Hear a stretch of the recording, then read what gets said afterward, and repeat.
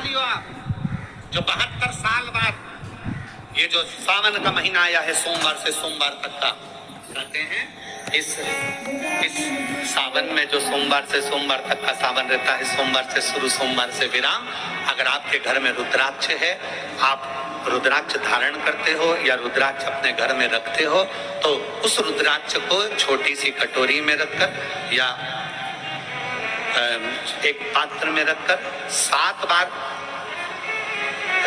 किसी भी अमावस पर, सावन में जो अमावस्या पड़ती है, ये सोमवार से सोमवार वाली सावन, इसके बाद वाले सावन का वर्णन नहीं कर रहा, मैं इस सावन की बात कर रहा हूं। या तो अमावस, पूर्णिमा, त्रयोदशी, चतुर्दशी या प्रदोष, शिवरात्रि, अष्टमी, ये ऐसी तिथियां हैं जो सोमवार से सोमवार तक का जो सावन होता है, सावन में कटोरी में रखकर, प्लेट में रखकर, थाली में रखकर 7 बार अपने घर में अगर रुद्राक्ष है तो उसको बलवान बनाने के लिए इसी सावन के महीने में 7 बार तो जल, 5 बार दूध गौ माता का और 2 बार गाय का घी उस रुद्राक्ष पर लेपित करना चाहिए। और फिर उस रुद्राक्ष को धूप बत्ती हो या घर में गूगल की धूप हो, और धूप बत्ती से उस रुद्राक्ष को सिद्ध कर लेना चाहिए। कुछ नहीं आता ना, शिव का नाम लो, श्री शिवाय नमस्तुभ्यं बोलो, और उस रुद्राक्ष का स्पर्श कर कर अपने गले में धारण करते हो तो गले में, पूजन में रखते हो तो पूजन में, या किसी कार्य सिद्धि के लिए रखते हो तो कार्य सिद्धि के लिए। अगर ये सोमवार से चालू होने वाले सावन को, सोमवार से विराम होने वाले सावन में अगर हम सिद्ध कर लेते हैं तो वो रुद्राक्ष हमारे जीवन का सबसे श्रेष्ठ रुद्राक्ष हो जाता है, सर्वश्रेष्ठ। अभी हमारे सीहोर में कुबेरेश्वर धाम पर ये जो सावन का महीना आया है, इस सावन में हमारे यहाँ कुबेरेश्वर धाम पे वैसे तो जो महाशिवरात्रि आती है, जिस समय रुद्राक्ष उत्सव होता है, उस समय पर रुद्राक्ष को सिद्ध कर लिया जाता है। पर जो सावन ये आया है, इस सावन में हमारे यहाँ प्रतिदिन बाबा के रुद्राक्ष को सिद्ध करते हैं। प्रतिदिन नियम है रुद्राक्ष पर जल चढ़ाना, दूध चढ़ाना, घृत लगाना और बाबा के रुद्राक्ष, क्योंकि इतने भक्त आते हैं उनके लिए वो रुद्राक्ष सिद्ध होना चाहिए।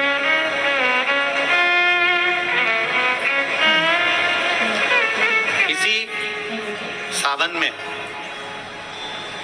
4 मुखी 3 रुद्राक्ष, कितने? 4 मुखी कितने? 3। 5 मुखी रुद्राक्ष 3 और 6 मुखी रुद्राक्ष 3। इनके बीच में 1.25 गांठ लगाई जाती है। 4 रुद्राक्ष कितने? जल्दी बोलो। 4 मुखी रुद्राक्ष कितने? 3। 5 मुखी रुद्राक्ष कितने? 3। 6 मुखी रुद्राक्ष कितने? 3। इनके बीच में 1.25 गांठ लगाई जाती है। मतलब एक गांठ पूरी लगाई जाती है, फिर आधी गांठ लगाकर फिर रुद्राक्ष को डाला जाता है लाल धागे में, फिर 1.25 गांठ ऐसी चलती है। 9 रुद्राक्ष होते हैं कुल टोटल। अगर ये 9 रुद्राक्ष को शंकर भगवान के शिवलिंग के पास में रखकर, ये सावन, इसको अन्य सावन में नहीं कर सकते, केवल इसी सावन भगवान शिव के मंदिर में शिवलिंग के पास उसको रखकर 7 लोटा जल, 5 बार दूध और 2 बार घृत अगर लेपन कर दिया जाता है उस माला को, और उसी माला को हम बेलपत्री के पेड़ के नीचे बैठकर अपने गले में अगर धारण कर लेते हैं, तो दुनिया का ऐसा कोई कार्य नहीं जो तुम्हारे लिए हो नहीं, पक्के में होकर ही मानो। उस रुद्राक्ष का इतना महत्व, ये तुम जो सहज में सुन रहे हो ना, हम फिर कहेंगे दया सिंह जो, हम फिर दया सिंह जी को धन्यवाद देंगे कि ये जो सावन के महीने की कथा लिए दया सिंह जी, ये साधारण नहीं है। दुनिया के लोग भले इसको सहजता में रखें। 27 जुलाई 1953 में ये सावन आया था, उसके बाद 2024 में ये सावन आया। लोग तरसते हैं सावन के लिए कि इसमें हमें रुद्राक्ष को सिद्ध करना है, हमें इसमें बेलपत्र का पान करना है, इसमें हम जो मांगेंगे हमारा बाबा कृपा करने के लिए तत्पर रहता है। ये वो रुद्राक्ष का आनंद उठाते हैं। मैं धन्यवाद देता हूँ दया सिंह जी आपको बहुत बहुत, और पूरी समिति को। शिव मंदिर में जैसे आप लोग जाते होंगे शंकर जी के मंदिर में, तो ये तो शिवलिंग हो गया, ये जलाधारी हो गई, ये जलाधारी है, ये शिवलिंग है।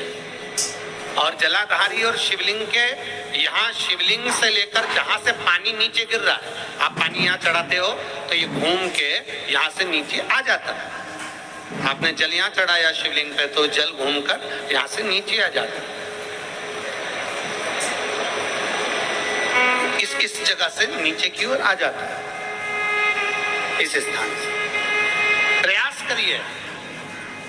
ये जो सावन आया है 72 वर्ष के बाद, प्रयास करिए कि कितना बड़ा भी रोग है, कितनी बड़ी भी बीमारी है, आप डॉक्टर से इलाज करवाओ, पर ये जो स्थान है अशोक सुंदरी का, इस स्थान पर एक बार अपनी हथेली रख कर देखिए और भगवान शिव से पंचाक्षर मंत्र नमः शिवाय, षडाक्षर मंत्र ओम नमः शिवाय या श्री शिवाय नमस्तुभ्याम स्मरण कर कर देखिए और एक बेलपत्र बाबा की लेकर जहां से पानी नीचे गिरता है उस स्थान पर लगाकर उसी बेलपत्र को खाइए और फिर जाकर डॉक्टर को एक बार फिर जांच करवाइए कि उस रोग में आराम कितना लगा है, उस रोग में अंतर कितना आया। श्रावण का ये महीना जिसमें आप भगवान शंकर की विरल भक्ति को धारण कर रहे हैं, सोमवार से सावन चालू हुआ और सोमवार के दिन सावन विराम होगा। ऐसा सावन 72 साल के बाद आया। 27 जुलाई 1953 में ऐसा सावन पड़ा था। कितनी तारीख को? जम के बोलो जरा। 27 जुलाई 1953 में ऐसा सावन पड़ा था जो सावन सोमवार से चालू हुआ था और सावन सोमवार के दिन विराम हुआ था। 72 साल के बाद ऐसा सावन आया है जिसका योग आज 27 जुलाई 1953 में ऐसा सावन आया था। अब जरा किस्मत देखिए, आपका भाग्य देखिए रे छत्तीसगढ़ वालों, नजर उतरवा लेना कि 72 साल बाद ऐसा सावन आया जो सोमवार से चालू हुआ, सोमवार को विराम हो रहा है।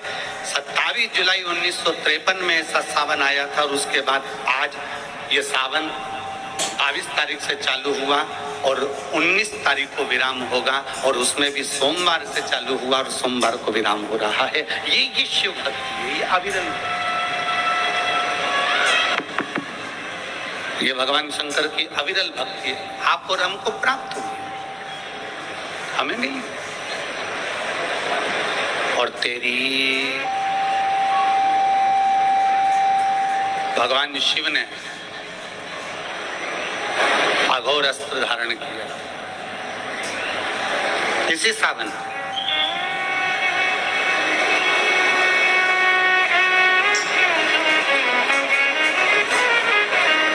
त्रिपुरासुर असुर हो गया, 3 पुरियों का निर्माण कर कर वो निवास कर रहा है।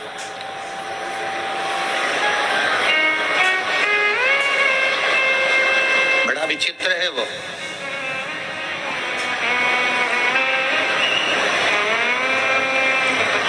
बहुत सावन आते हैं, सारे सावन आते हैं। हर वर्ष सावन का महीना आता है, हर वर्ष श्रावण का सोमवार भी आता है, हर वर्ष प्रदोष भी आती है, हर वर्ष शिवरात्रि भी आती है सावन की, हर वर्ष अष्टमी भी आती है, छठ भी आती है, सब तिथियां आती हैं।